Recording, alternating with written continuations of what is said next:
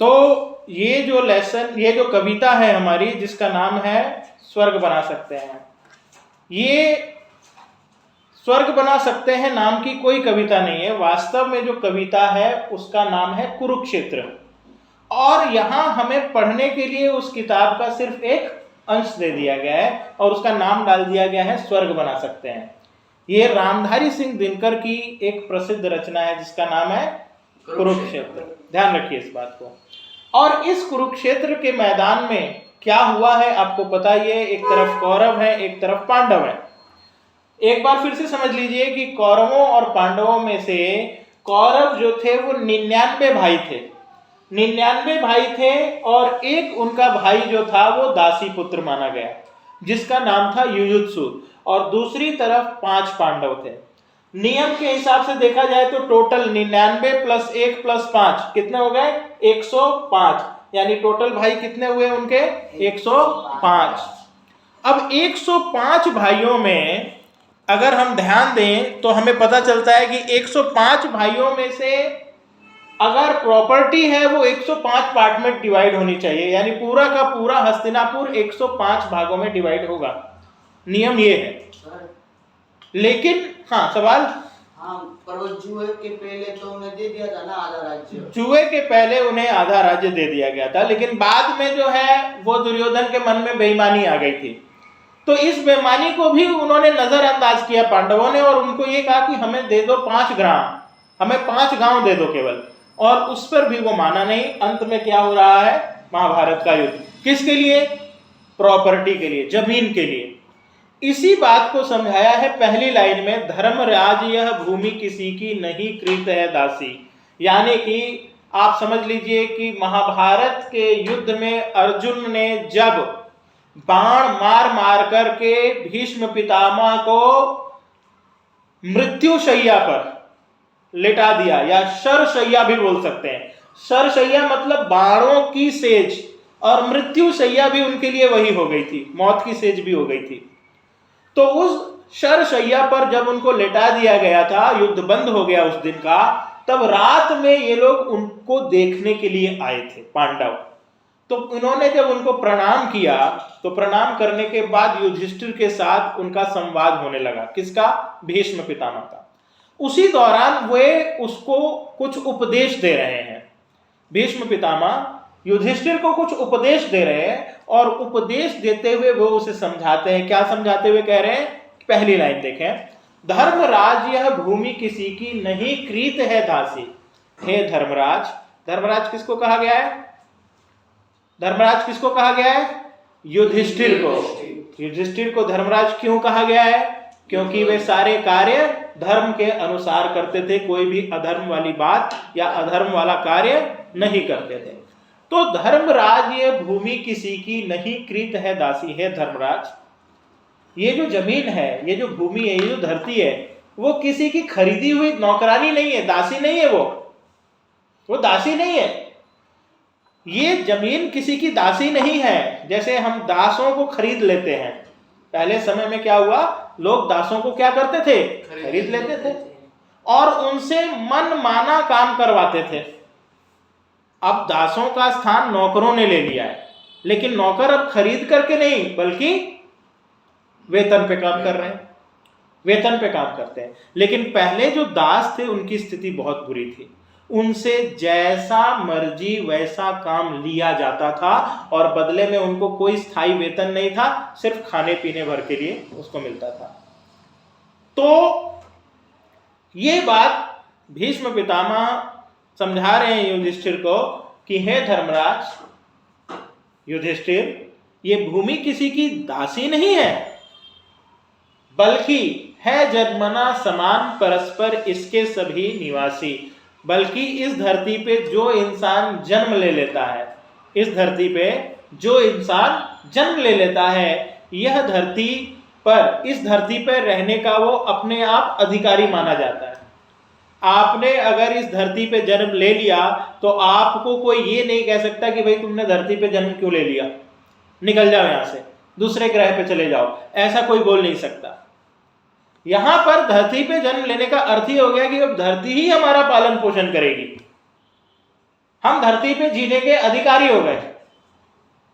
तो है जन्मना समान परस्पर इसके सभी निवासी, अर्थात कवि कहते हैं कि धर्मराज को समझाते हुए अब भीष्म पितामह कह रहे हैं कि जो भी इंसान इस धरती पे जन्म लेता है वो इस धरती पे रहने का समान अधिकारी माना जाता है, समान अधिकारी माना जाता है, इक्वल उसको राइट्स मिल जाते हैं। अब देखिए क्या क्या उसको अधिकार मिलने चाहिए। सबको मुक्त प्रकाश चाहिए, सबको मुक्त समीरण, बाधा रहित विकास, मुक्त आशंकाओं से जीवन।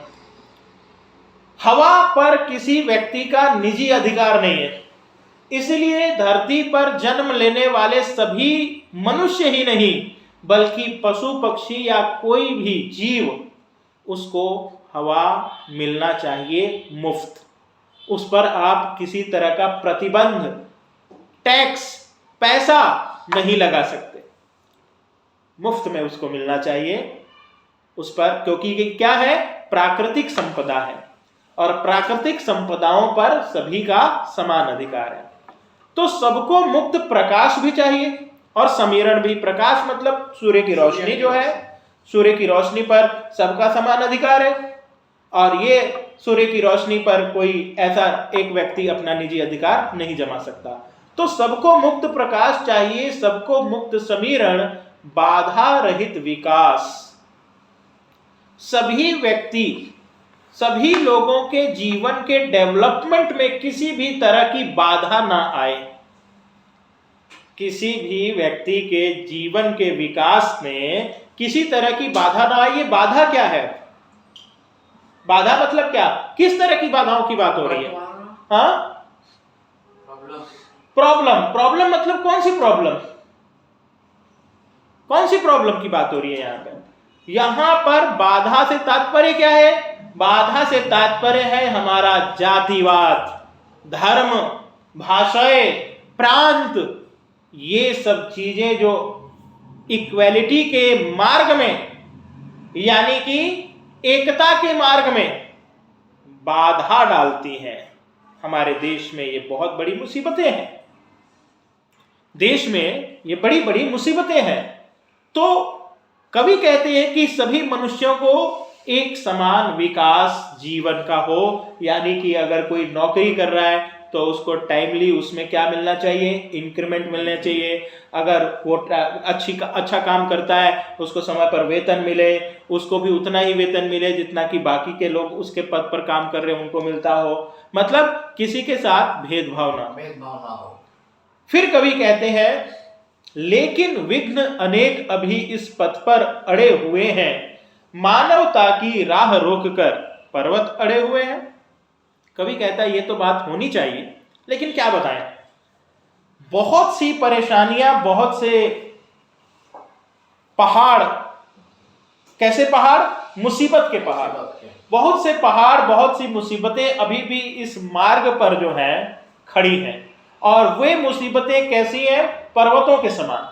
जिस तरीके से आप पहाड़ को हिला नहीं सकते, एक स्थान से दूसरे स्थान पर ले नहीं जा सकते, उसी तरीके से आज ये देश में इतनी बड़ी बड़ी मुसीबतें आ चुकी हैं, ये जातिवाद को हम हिला नहीं पा रहे, उल्टा ये और पैर जमा रहा है। भेदभाव, आर्थिक भेदभाव, भाई अमीर है हम गरीब हैं, ये इनके पास धन ज्यादा है इनके पास धन कम है, इस बात को लेकर के। धर्म है, ये इस धर्म का है वो उस धर्म का है, इस बात को लेकर के। तो जाति, धर्म, भाषा, प्रांत आदि के नाम पर ये जो समस्याएं जिनको हम बोल रहे हैं, ये समस्याएं किसके समान है? पर्वतों के समान। ये पर्वतों के समान समस्या है और ये हिल नहीं रही अपने स्थान से। यानी लोग पर्याप्त मात्रा में प्रयास कर रहे हैं, लेकिन उनके प्रयासों के बावजूद भी ये सारी की सारी मुसीबतें अपने स्थान से हट नहीं पा रही हैं, पर्वतों के समान अड़ी हुई है। न्यायोचित सुख सुलभ नहीं जब तक मानव मानव को, चैन कहां धरती पर तब तक शांति कहां इस भाव को। न्यायोचित का अर्थ क्या है? न्यायोचित का एक सिंपल सा अर्थ है, क्या? उचित न्याय। जब तक उचित न्याय सभी लोगों को नहीं मिल जाता, उचित न्याय का मतलब क्या है? सबके साथ समान व्यवहार और सबके साथ समान न्याय, सबके लिए समान कानून हो। 100%। अब ये नहीं कि भाई कोई किसी विशेष जाति का है तो उसको जो है पुलिस पहले पकड़ के ले जा रही है, और कोई दूसरी जाति का है तो उसको बोल रहे हैं भाई ठीक है कोई बात नहीं, उसको छोड़ दिया, या पैसे लेकर के जो है इस तरीके से किसी के साथ अन्याय कर दिया, रिश्वत लेकर अन्याय कर दिया। ये चीजें हमारे देश में अक्सर देखी जा रही हैं, और इन्हीं के कारण से लोगों के अंदर क्या है, अविश्वास और अशांति। तो जब तक सभी के साथ उचित न्याय नहीं हो जाता, तब तक चैन कहाँ धरती पर, तब तक शांति कहाँ इस पर। धरती पर चैन नहीं मिलेगा और संसार में शांति की स्थापना नहीं हो पाएगी। वो शांति जिसकी बात हमारे महात्माओं ने कही, जैसे मोहनदास करमचंद गांधी जो राष्ट्रपिता थे, उन्होंने विश्व शांति और विश्व बंधुत्व की बात की। लेकिन जब तक ये समस्याएं हैं तब तक विश्व शांति की बातें हम लोग सोच भी नहीं सकते। इसीलिए कवि कहते हैं कि प्रत्येक मनुष्य के सुखों का भाग इक्वल हो। जब तक मनुज का यह सुख भाग नहीं सम होगा, शमित न होगा कोलाहल, संघर्ष नहीं कम होगा। जब तक धरती पे रहने वाले प्रत्येक व्यक्ति को बराबर का सुख नहीं मिलता, यानी ऐसा सोचना कि कोई अमीर है तो उसे ज्यादा सुख मिल रहे हैं, जो गरीब है उसको कम। कवि कहते हैं कि ये जो भेद रहेगा तब तक संघर्ष की स्थिति चलती रहेगी। संघर्ष की स्थिति आपको अगर समाप्त करनी है तो क्या करना चाहिए? इक्वलिटी, मतलब दुनिया में जितने भी लोग हैं उन सबको हम समान रूप से देखें और समान रूप से उनको न्याय दें, और सभी को उतना पैसा दें कि सभी लोग एक समान हो जाएं। मतलब गरीबों को भी उठाना है, गरीबों को भी साथ ले चलना है। अमीरी और गरीबी के बीच की खाई को किस तरह से कम करें, ये सोचना बहुत जरूरी है। तो जब तक ये बात हो नहीं जाती, जब तक हमारे देश में साम्यवाद या समाजवाद स्थापित नहीं हो जाता पूरी तरह से, तब तक जो है इस तरह के संघर्ष समाप्त नहीं होंगे। और आज का मनुष्य इन बातों को भूल गया है, वो भूल गया है, साम्यवाद की बात भूल गया है, सोशलिज्म भूल चुका है, वो कम्युनिज्म भूल चुका है, वो इस प्रकार की बातें भूल चुका है। वो इस तरह की बातों को भूल करके आज का जो मनुष्य है वो किस काम में लग गया है? इस तरह की बातों को भूल करके आज का जो मनुष्य है वो केवल और केवल अपने लिए धन कमाने में लग गया है। वो केवल अपने लिए धन कमाने में लग गया है, केवल अपने पैसों को कमाने की बात सोच रहा है, केवल अपने लिए ज्यादा से ज्यादा प्रॉपर्टी जमा करने की सोच रहा है। वो ये सोच रहा है कि मैं ज्यादा से ज्यादा अमीर बन जाऊं और बाकी के लोग गरीब हैं तो गरीबी रहे, उससे मुझे क्या करना। ये सोच जो है वो ठीक नहीं है। हम अगर आगे बढ़ रहे हैं तो हमारा काम है कि हम अपने साथ में उन लोगों को भी आगे बढ़ाएं जो पीछे रह गए, खुद भी बढ़े और दूसरों को भी बढ़ाएं। ये सिद्धांत देश का होना चाहिए।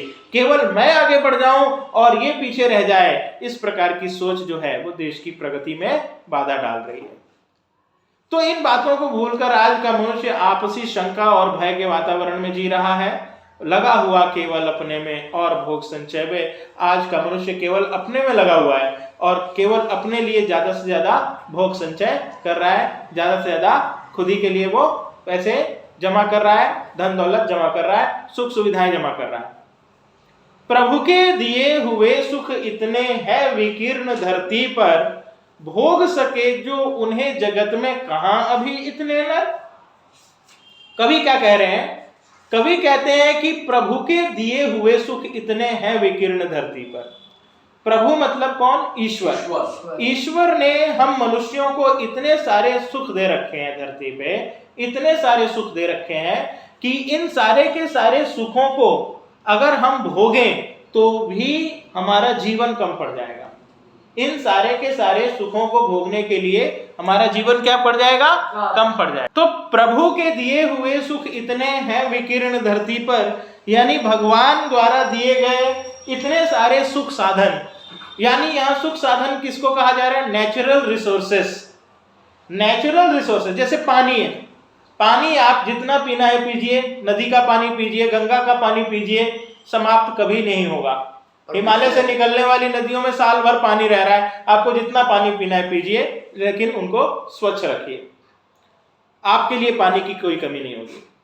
आप हवा है, हवा में जितना सांस लेना है लीजिए, आपको कोई नहीं रोकेगा। नदियों से आप जो है खाद्यान्न जमा कीजिए, मछली पकड़ के खाइए, आपका जीवन समाप्त हो जाएगा, लेकिन खाद्यान्न समाप्त नहीं होंगे। भगवान ने इतना दिया हुआ है, फल दिए हुए हैं, पेड़ दिए हुए हैं, पेड़ है, फूल है, फल है, खाइए, जितना खाना खाइए, कोई रोक नहीं है। लेकिन जब से मनुष्य ने इनका दोहन शुरू कर दिया है, प्रकृति का क्या करना शुरू कर दिया है, दोहन, वो उनका दोहन कर रहा है, उनको उनका जो है जरूरत से ज्यादा यूज कर रहा है, गलत तरीके से यूज कर रहा है, तब से मनुष्य जो है संकट में आ गया है। तो प्रभु के दिए हुए सुख इतने हैं विकीर्ण धरती पर, विकीर्ण धरती पर माने फैले हुए इतने धरती पे, भोग सके जो उन्हें जगत में कहां अभी उतने में उनका इस्तेमाल कर सके, अभी इतने सारे लोग भी नहीं है धरती पे जो कि उनका यूज कर सके। मतलब रिसोर्सेस इतने ज्यादा है कि उसके सामने इंसान कम है। नहीं ना सर, अभी के समय में नहीं, अभी के समय में भी है, अगर इंसान तरीके से रहे तो। हाँ वो है, अगर इंसान तरीके से रहे तो अभी भी बहुत कुछ है। आपने पेड़ का यूज कर लिया, पेड़ के फल खा लिए, पेड़ को काट भी दिया, लकड़ी भी यूज कर ली, आप जो है 2-4 पौधे लगा दीजिए, आप 2-4 पौधे लगा दीजिए, समस्या का समाधान हमारे पास ही है। लेकिन हम क्या कर रहे हैं, हम पेड़ काट रहे हैं लेकिन पौधा नहीं लगा रहे, पौधा लगाने से हम बच रहे हैं। तो जब आप पौधा लगाने से बच रहे हो तो मुसीबत क्यों नहीं आएगी आपके ऊपर? आप पौधा लगा दीजिए, मुसीबत खत्म। 5 लोग हैं, 4-4 पौधे भी लगाए तो 5 4 जा 20 होता है, 20 पेड़ हो गए तैयार। क्या दिक्कत है? दिक्कत कहीं नहीं है, दिक्कत हम खुद से क्रिएट कर रहे हैं, समस्याएं हम खुद से बना रहे हैं, वरना समस्याएं नहीं है। सब हो सकते तुष्ट एक सा सब सुख पा सकते हैं, चाहे तो पल में धरती को स्वर्ग बना सकते हैं। सभी लोग संतुष्ट हो सकते हैं, धरती पर रहने वाले सभी लोग संतुष्ट हो सकते हैं। कब? अगर वो शांति से सब चीजें मिल बांट के करें तो, और सभी एक समान सुख भी पा सकते हैं। और अगर मनुष्य चाह दे तो पल भर में धरती को स्वर्ग भी बना सकता है।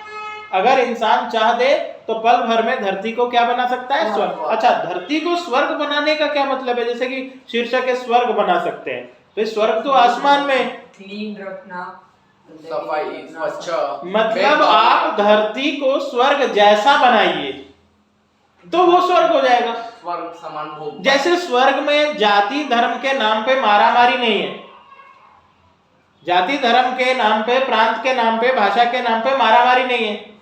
उसी तरीके से अगर धरती पर इन चीजों को हम शांत कर देते हैं और यहाँ पर भी जातिवाद खत्म हो जाता है, धार्मिक जो भेदभाव है वो समाप्त हो जाते हैं, तो फिर ये धरती भी स्वर्ग में या स्वर्ग के समान लगने लगेगी, स्वर्ग में रहने का सुख देगी।